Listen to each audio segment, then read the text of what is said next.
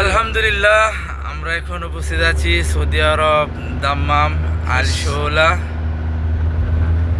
মাশাআল্লাহ, রাস্তাঘাট অনেক উন্নত হয়েছে, অনেক সুন্দর দেখতে।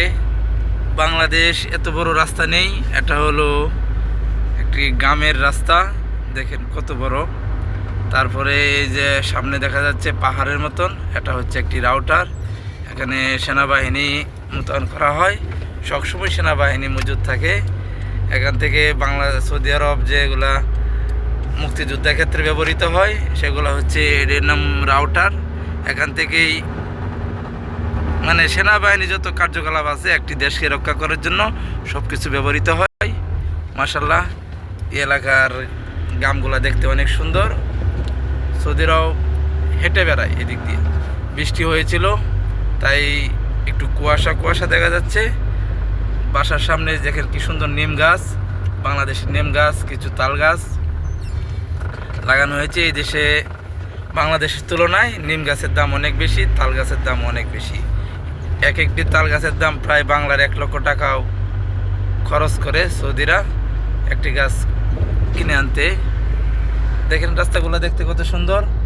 এগুলা প্রত্যেকটি ড্রাম রাখা হয়েছে খাসরা রাখার জন্য। প্রতিটি ড্রামই আল ইয়ামামা কোম্পানির। মাশাআল্লাহ, অনেক সুন্দর কোম্পানি কাজ করে। কোম্পানির কাজগুলো অত্যন্ত পরিচ্ছন্ন। যেসব কর্মীরা কাজ করে রাস্তাঘাট পরিষ্কার রাখে, কর্মীরা স্বাচ্ছন্দ্যবোধ আরাম করে সুন্দরভাবে কাজ করে। বাসার সামনে প্রত্যেকটি বাসার সামনে সুন্দরভাবে পরিষ্কার রাখে। রাস্তাঘাট দেখতে অনেক সুন্দর দেখা যায়।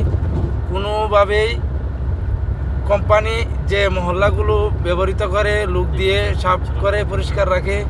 প্রত্যেকটি এলাকায় অনেক সুন্দর।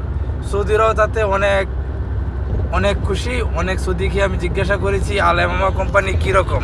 প্রত্যেকটা লোকেই বলেছে না, আল ইয়ামামা কোম্পানি মিয়া মিয়া মিয়া মিয়া মিয়া শব্দ হলো বাংলাতে 100 থেকে 100।